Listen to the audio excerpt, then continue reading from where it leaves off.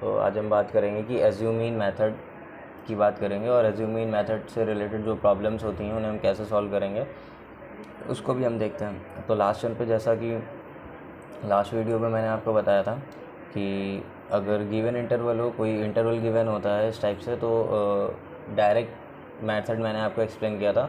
तो direct method उसी को ही हम मीन मेथड भी बोलते हैं। तो उस पर क्वेश्चन कैसे सॉल्व करते हैं अगर इंटरवल गिवन होता है। तो यहाँ पर भी हमें सेम इंटरवल गिवन है और एज्यूम मीन मेथड से हम इस क्वेश्चन को सॉल्व करेंगे। एज्यूम मीन मेथड क्या होता है मैं आपको उसका फार्मूला बता देता हूँ और फार्मूले में जितनी भी नोटेशंस हैं आपके वो सब एक्सप्लेन कर देता हूँ, देन फिर हम क्वेश्चन को परफॉर्म करेंगे। देखिए, मीन फार्मूला जो होता है एज्यूम मीन मेथड के केस में उसको एक्स बार से रिप्रेजेंट करते हैं and A plus summation of F I D I divided by summation of F I. अगर हम बात करते हैं यहाँ पर ए क्या है, तो ए हमारा, जैसा कि आपको मेथड में ही क्लियरली है एज्यूम मीन, तो हमें एज्यूम करना पड़ेगा कुछ ना कुछ। तो ए हमारा क्या होती है, एज्यूम वैल्यू होती है। क्या होती है, एज्यूम वैल्यू होती है। और इस ए को हम किस कॉलम से एज्यूम करते हैं, टेक करते हैं, तो ये हमारा जो ऑब्जर्वेशन कॉलम होता है दैट इज़ कॉल्ड एक्स आई, जिसको हम एक्स आई कहते हैं। वहाँ से ए को हम क्या करते हैं, एज्यूम करते हैं, ठीक है।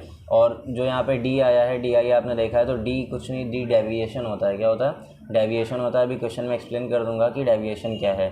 और एफ़ तो आप ऑलरेडी जानते हो, लास्ट दो वीडियोज़ में एफ़ की बात हम कर चुके हैं, फ्रिक्वेंसी होती है गिवन ऑब्जर्वेशंस की।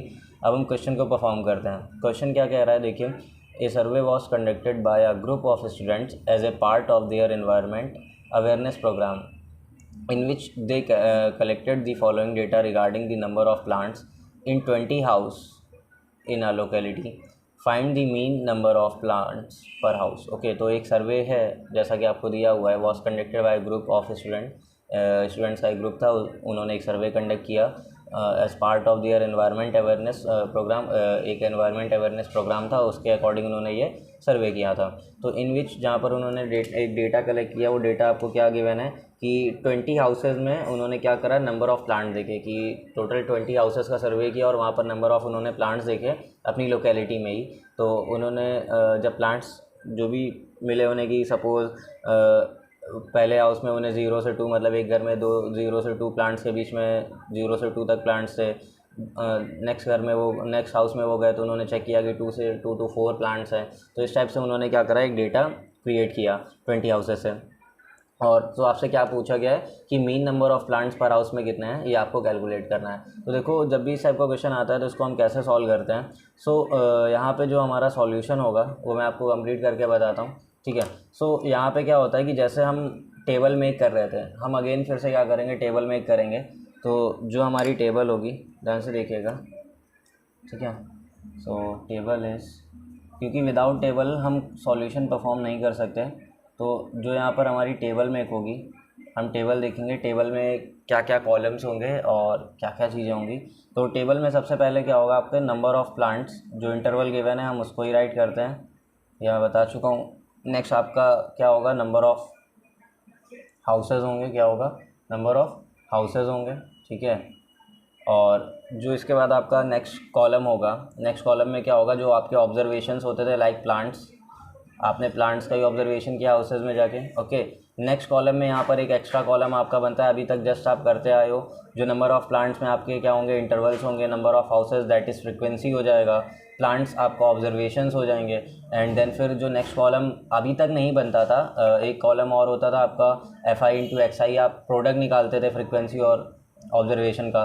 बट उससे पहले यहाँ पर एक कॉलम और आता है दैट इज़ कॉल्ड डेविएशन। क्या कहते हैं, डेविएशन कहते हैं। तो यहाँ पर जो डी आई होता है that is X I difference A. क्या होता है, D I is X I difference A, यहाँ स्मॉल ए बोल दे रहा हूँ मैं, कैपिटल ए नहीं है, ठीक है। तो D I is equals to X I difference A. और जो नेक्स्ट कॉलम आपका होता है, तो ये डी आई है, D I multiply by F I, that is अभी तक आप जो प्रोडक्ट लेते थे वो क्या होता था, एफ आई इंटू एक्स आई होता था, बट यहाँ पर जो प्रोडक्ट होगा वो क्या होगा, F I into D I होगा। अब हम बात करते हैं, इंटरवल्स को पुट करते हैं। फर्स्ट इंटरवल आपका क्या गिवन था, 0 to 2 गिवन था, ये देख सकते हैं आप, ये इंटरवल आपको गिवन है 0 to 2, 2 to 4, तो ये सारी वैल्यूज़ हम यहाँ राइट करेंगे, ओके।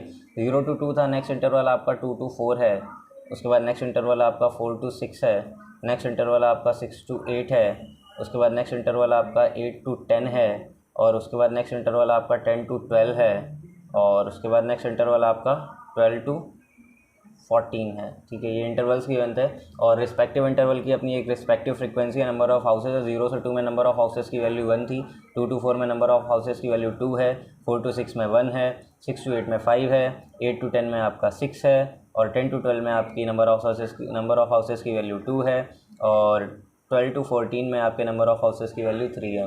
अगर हम यहाँ पर बात करते हैं प्लांट्स की, तो यहाँ पर जो ऑब्जर्वेशन दैट इज़ आपका x आता था, x मैंने आपको निकालना बताया था इंटरवल के केस में क्या था, upper limit plus lower limit by 2। ये फॉर्मूला बताया था मैंने आपको, अगर माइंड में आपके नहीं है तो मैं ऊपर लिख दे रहा हूँ, xi is what, that is upper limit plus lower limit by 2।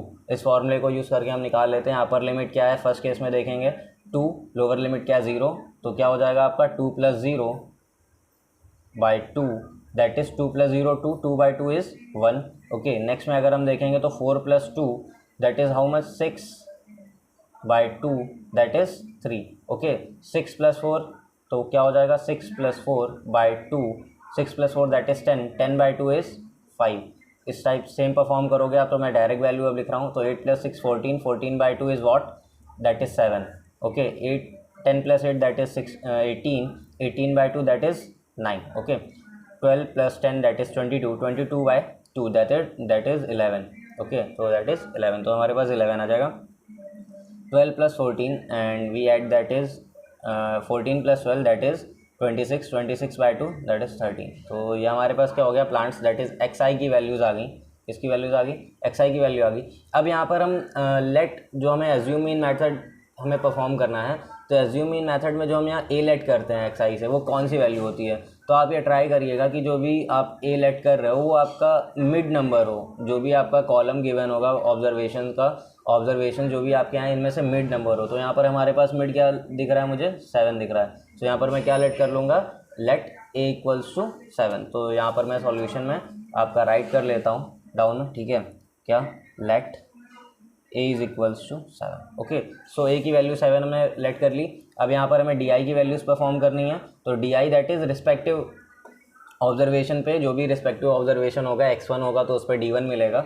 सो अगर हम बात करते हैं d1 की, d1 हमारे पास कितना आएगा, तो x1 देखिए, x1 कितना है हमारे पास 1, डिफरेंस a की वैल्यू कितनी लेट की हमने 7, तो 1 डिफरेंस 7 कितना हो जाएगा, 6 हो जाएगा। तो d1 की वैल्यू आ जाएगी कितनी, -6। सेम इसी तरीके से हम परफॉर्म करेंगे नेक्स्ट।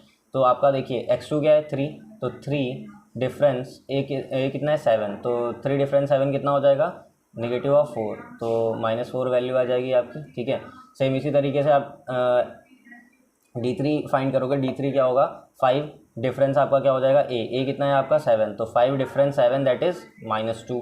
सेम इसी तरीके से आप 7 डिफरेंस 7 करोगे तो वैल्यू क्या आ जाएगी, 0 आ जाएगी, है ना। सेम इसी तरीके से अगर मैं बात करता हूँ कि आप 9 डिफरेंस क्या करोगे 7, तो वैल्यू +2 आएगी। 11 डिफरेंस 7 करोगे तो वैल्यू कितनी आ जाएगी, क्योंकि जो आपका xi है दैट इज़ x6 है आपका ये, तो x6 अगर आप देखोगे तो x6 माइनस क्या हो जाएगा 7, x6 is 11, so 11 - 7 is 4 and 13 - 7 that is 6। तो ये आपके पास क्या हो जाएंगे, डिफरेंस जो डेविएशन था, कितना डेविएशन हो रहा है ये आपने फाइंड कर लिया। अब हमें क्या करना होता है, fi × di। तो fi रेस्पेक्टिव फ्रिक्वेंसी देखो कितनी है, नंबर ऑफ हाउसेज जो थे वो हमारे f थे, तो ये फ्रिक्वेंसी थी, तो fi दैट इज़ 1, और इस पर जो di की वैल्यू वो कितनी है -6 है, तो -6 से 1 × -6 दैट इज़ -6, 2 इंटू क्या हो जाएगा आपका, इस पर रिस्पेक्टिव जो आपका डेविएशन है वो कितना है -4 है, तो 2 × -4 दैट इज़ -8। यहाँ पर हम देखें फ्रिक्वेंसी 1 है और इस पर जो रिस्पेक्टिव आपकी क्या है डेविएशन है -2 है, तो 1 × -2 दैट इज़ -2। यहाँ पर आपका फ्रिक्वेंसी 5 है और डेविएशन 0 है, तो 5 × 0 दैट इज़ 0। ओके, यहाँ पर आपकी फ्रिक्वेंसी कितनी 6 है, डेविएशन कितना है 2 है, तो 6 × 2 दैट इज़ 12। सेम यहाँ पर अगर मैं बात करता हूँ कि जो आपका number of houses that is frequency 2 है और जो आपका डेविएशन है कितना है 4 है, तो 2 × 4 दैट इज़ 8। ओके, तो नंबर ऑफ हाउस कितना है 3 है और जो भी आपका डेविएशन है कितना है 6 है, तो 3 × 6 दैट इज़ 18। ओके, अब हम यहाँ पर क्या करेंगे, समेशन ऑफ fi di को फाइंड करेंगे, कितनी वैल्यू आ रही है कैलकुलेट करेंगे, और समेशन ऑफ fi की वैल्यू कैलकुलेट करेंगे कितनी आ रही है, ठीक है। सो यहाँ पे देखिए समेशन ऑफ fi तो आपका देखिए 2 3 5 6 11 11 और 5 आपका कितना हो 16 16 1 17, 17 और 2 19 और 1 20। तो 20 हाउसेस तो हमें गिवन थे, तो it mean summation of FI तो हमें ऑलरेडी गिवन था क्वेश्चन में। 20 हाउसेस देखिए लिखा हुआ था, अगर आपने प्रॉपरली रीड करा हो तो। ठीक है, तो अब हम देखते हैं इसके आगे। ठीक है, सो यहाँ पे देखिए हमारे पास क्या है कि समेशन ऑफ FI आ गया। समेशन ऑफ FI DI को हम फाइंड करते हैं, दैट इज़ 18 और 8 आपका हो जाएगा कितना, 26 हो जाएगा। 26 में 12 आप ऐड करोगे तो कितना हो जाएगा, 38 हो जाएगा। 38 से 2 सब्ट्रैक्ट कर दो, कितना हो जाएगा 36। 36 से 8 सब्ट्रैक्ट करोगे 28। 28 से अगेन आप 6 क्या कर दोगे, सब्ट्रैक्ट कर दोगे तो वैल्यू आ जाएगी 22।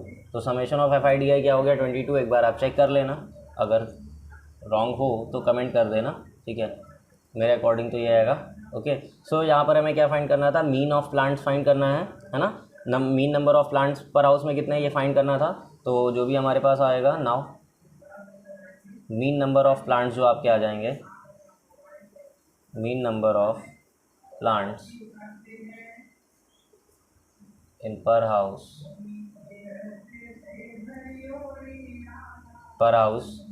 दैट इज़ वैल्यू क्या हो जाएगी। फॉर्मूला हम अगेन यही यूज़ करेंगे, क्या, X bar is equals to A plus summation FI DI divided by summation of FI। So X bar is A plus summation of FI DI divided by summation of FI। what is value of A, we already let, that is A equals to 7, so we put A equals to 7 in here, so I get 7 plus summation of FI DI is what, that is 22। summation of FI already हम find कर चुके हैं, that is 20 है ना। सो यहाँ से x बार की value कितनी आ जाएगी, आप परफॉर्म करोगे तो 2 से 11 टाइम्स में, 2 से 10 टाइम्स में, 10 से इसमें डिवाइड करोगे 11 में, वैल्यू आएगी 1.1। जब आप इसको ऐड करोगे तो वैल्यू क्या आ जाएगी 8.1। तो this is mean of number of plants in per houses. Okay, this is our answer. ये हमारा क्या हो जाएगा, आंसर हो जाएगा। क्या ये आपका क्या है इस पूरे क्वेश्चन का बाय मीन मेथड क्या है, एज्यूम मीन मेथड क्या है, सॉल्यूशन है। ठीक है, अब मैं आपको क्या करता हूँ, एक होमवर्क प्रॉब्लम देता हूँ। लास्ट टाइम पे मैंने वो आपको होमवर्क प्रॉब्लम दे चुका हूँ, मुझे पता है, बट इस क्वेश्चन को आपको क्या करना है, एज्यूम बाय मीन मेथड से करना है। जो क्वेश्चन नंबर 1 है आपको गिवन है, क्या गिवन है देखिएगा, find the mean of the following distribution which gives the scores obtain by the student in a quiz. तो एक क्विज़ हुआ है, उसमें स्टूडेंट्स ने जो भी मार्क्स ऑब्टेन किए हैं वो आपको क्या करा है, गिवन है, और उसका आपको मीन फाइंड करना है बाय एज्यूम मेथड। तो आप इस क्वेश्चन को किससे सॉल्व करोगे, एज्यूम मेथड से। तो मैं राइट कर दे रहा हूँ, solve by assume mean method. तो इसी क्वेश्चन को आपको क्या करना है, एज्यूम मीन मेथड से सॉल्व करना होगा प्रॉब्लम को, और सॉल्यूशन मुझे क्या करना है, सेंड करना है। ओके।